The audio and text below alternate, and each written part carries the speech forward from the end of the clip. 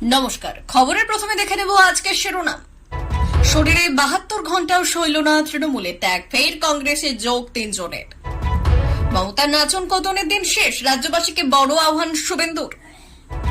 এবার পুজোয় ঠাকুর দেখতেও যাবেন না তৃণমূলের এই বিধায়ক, সাফ জানিয়ে দিলেন। মমতার পদত্যাগের দাবি অধীরের। পথ হারিয়ে বেকায়দায় প্রাক্তন পুলিশ কমিশনার বিনীত, হতে পারে 2 বছরের জেল। ভয় দেখিয়ে লাভ হয়নি, চুপ করাতেই খুনের ছক সন্দীপের, জেনে নিন কি কি নিয়ে প্রতিবাদ করেছিলেন নির্যাতিতা। ফেব্রুয়ারিতেই বিরাট সুখবর, কি ঘোষণা করবে রাজ্য, দেবের কথায় খুশির হাওয়া বাংলায়। জো বাটেগা ও হিন্দু হিন্দু ভাই ভাই, চরম বার্তা শুভেন্দুর, কাঁপছে তৃণমূল। দেখুন, পুজোর আগে গেল সুখবর, কবে ঢুকবে ট্যাবে 10,000 টাকা, দিনক্ষণ জানালো নবান্ন। আসছে বিস্তারিত খবরে। কংগ্রেস থেকে তৃণমূলের যোগ দিয়েছিলেন 3 জন। পুরোপুরি 3 দিন হওয়ার আগে পুনরায় কংগ্রেসে ফিরে এলেন তারা। ঘটনাটি ঘটেছে মুর্শিদাবাদের নওদা ব্লকের কেদার চাঁদপুর গ্রাম পঞ্চায়েতে। দিন 3 আগে ব্লক তৃণমূল কংগ্রেস সভাপতি শাফি উজ্জামানের হাত ধরে তৃণমূল কংগ্রেসে যোগদান করেন ওই গ্রাম পঞ্চায়েতে 3 জন সদস্য। তবে 72 ঘন্টাও কাটল না, পুনরায় তারা ফিরে আসেন কংগ্রেসে। শুক্রবার দুপুরে কংগ্রেস নেতা মোশাররফ হোসেনের হাত ধরে পুনরায় দলে ফেরেন তারা। কংগ্রেসের অভিযোগ, রাতের অন্ধকারে তাদের ভুল পথে বিভ্রান্ত করে তৃণমূল যোগদান করিয়েছিলেন।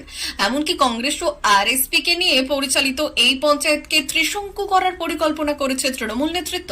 কিন্তু রাজ্য সরকারের আইন অনুযায়ী 2.5 বছরের আগে কোন রকম অনাস্থা আনা যায় না। কংগ্রেস নেতা মোশাররফ হোসেন বললেন, তৃণমূলের নেতারা ভুল বুঝিয়ে ভুল পথে চালিত করে অন্যত্র নিয়ে যায়। পরশুরাতে ওদের জোর করে তৃণমূলের পতাকা ধরানো হয়েছে। গতকাল একজন মেম্বার তার বাবা সহ ফিরে এসেছে, আর একজন শুক্রবার ফিরে এসেছে। দলবদলু একজন বললেন, অসৎ উপায় পতাকা ধরায় জোর করে ধরিয়েছিল, সেই কারণেই বাধ্য হয়েছিলাম। অভয়ের বিচারের দাবিতে যখন গোটা বাংলা গর্জে উঠেছে, ঠিক তখনই এই রাজ্যের মুখ্যমন্ত্রী আবার বলেছেন সকলকে উৎসবে ফিরতে। স্বাভাবিকভাবেই তার এই মন্তব্য নিয়ে এখনো বিতর্ক চলছে। ধর্মকর্ম অনুযায়ী মায়ের চরণে অঞ্জলি দেওয়া হলেও এবার উৎসব হবে না বলেই জানিয়ে দিয়েছে রাজ্যবাসী। আর এই পরিস্থিতিতে মমতা বন্দ্যোপাধ্যায়ের কার্নিভালের নাম করে যে উৎসব দশমীর পর রেড রোডে হয়ে থাকে, তা প্রত্যাখ্যান করার জন্য রাজ্যবাসীকে বড় আহ্বান জানালেন বিরোধী দলনেতা শুভেন্দু অধিকারী। প্রসঙ্গত, এদিন রাজ্যবাসী যে প্রতিবাদ করেছেন তাতে আরো বেশি করে সামিল হওয়ার জন্য এবং এই রাজ্যে মুখ্যমন্ত্রী রেড রোডে দশমীর পর যে কার্নিভাল করে থাকেন তা বয়কট করার জন্য আহ্বান জানান শুভেন্দু অধিকারী। তিনি বললেন, আগামী 14 তারিখ মমতা ব্যানার্জি যে নাচন কদন করবেন রেড রোডে, আমি রাজ্যবাসীকে বলবো সেটাতে কেউ সামিল হবে না। এটা আমি বিরোধী দলনেতা হিসেবে আপনাদের কাছে অনুরোধ রাখবো। অর্থাৎ প্রতিবাদ যেভাবে রাজ্যবাসী করছে অভয়ার বিচারের দাবিতে, তাতে এই রাজ্য সরকার যেভাবে উৎসবে মেতে উঠেছে তা সম্পূর্ণরূপে বয়কট করার জন্য দশমীর কার্নিভাল থেকে সকলকে বিরত থাকার আবেদন জানালেন বিরোধী দলনেতা। আর শুভেন্দুবাবুর এই আবেদনে যদি সাড়া দেন রাজ্যবাসী, তাহলে ভয়ঙ্কর চাপ এবং বেকায়দার মুখে পড়তে হতে পারে মমতা বন্দ্যোপাধ্যায় এবং তার প্রশাসনকে। দিনের শেষে তেমনটাই বলছেন রাজনৈতিক সমালোচকরা। আর মাত্র কটা দিন পরেই বাঙালির প্রিয় উৎসব দুর্গাপুজো। কিন্তু এবারের দুর্গাপুজো একটু অন্যরকম। গত 9 অগস্ট আরজিকর হাসপাতালে তরুণী চিকিৎসকের সাথে ঘটে গিয়েছে এক ন্যক্কারজনক ঘটনা। দেশ জুড়ে আজ আরজিকরে তরুণী ডাক্তারকে ধর্ষণ এবং খুনের ঘটনায় প্রতিবাদের ঝড় উঠেছে। এই ন্যক্কারজনক ঘটনার প্রতিবাদে সাধারণ মানুষ থেকে নেতামন্ত্রী সকলেই ধিক্কার জানিয়েছেন। বলা বাহুল্য যে ঘটনার সারা দেশ তো বটেই, বিদেশে বসবাসকারী প্রবাসী ভারতীয়দের মনেও ক্ষোভের আগুন জ্বেলে দিয়েছে। তবে এবারের পুজো কাটবে একটু ভিন্ন স্বাদে, কেননা অনেকেই এবার আরজিকরের ঘটনার প্রতিবাদ জানিয়ে পুজোর আনন্দ থেকে বিরত থাকার সিদ্ধান্ত নিয়েছেন।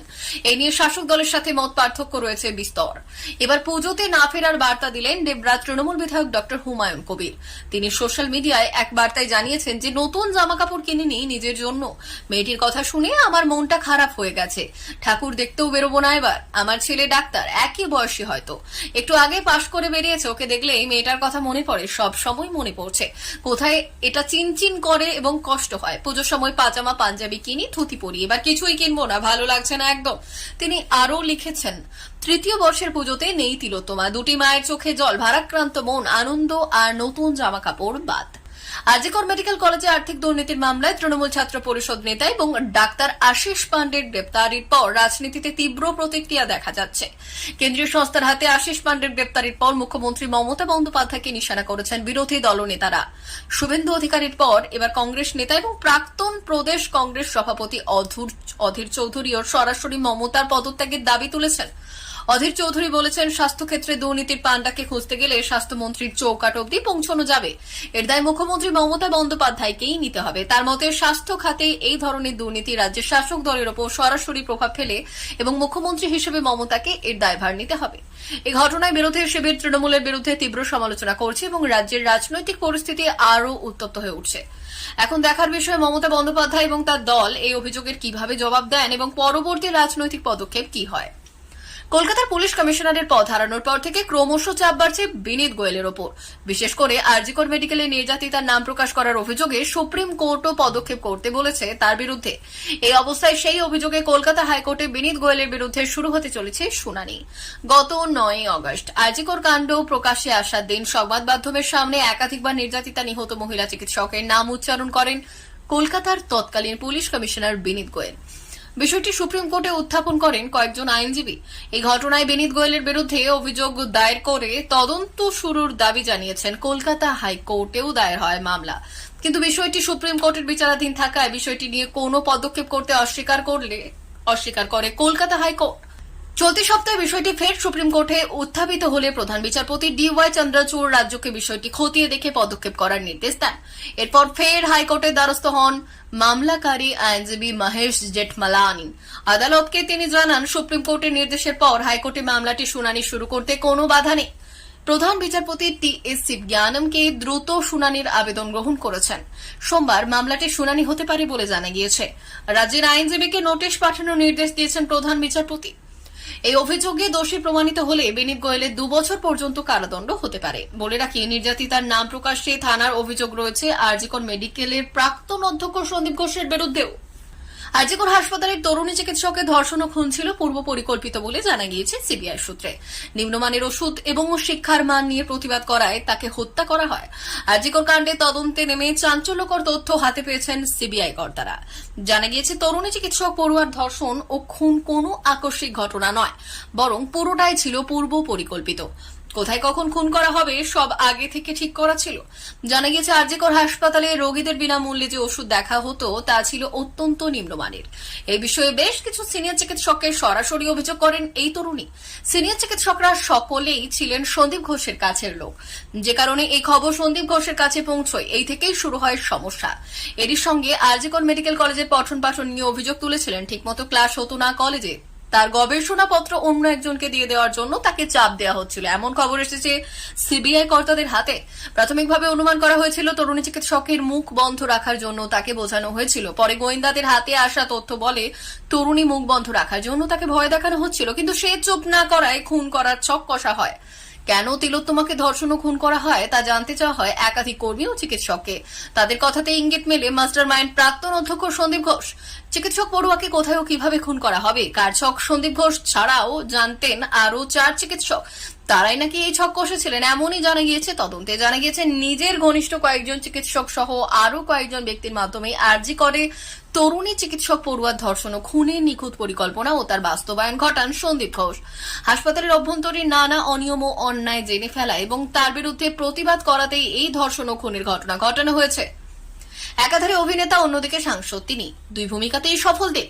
টেক্কার প্রচার চালানোর পাশাপাশি ঘাটালের বন্যা পরিস্থিতির দিকেও কড়া নজর রেখেছে তিনি। এবার যেমন জানালেন, আগামী ফেব্রুয়ারি মাসে বড় সুখবর দিতে পারে রাজ্য।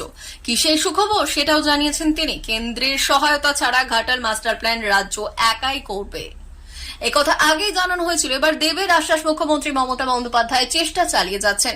আগামী ফেব্রুয়ারি মাসের মধ্যেই এই নিয়ে সুখবর পেতে পারেন ঘাটালবাসী।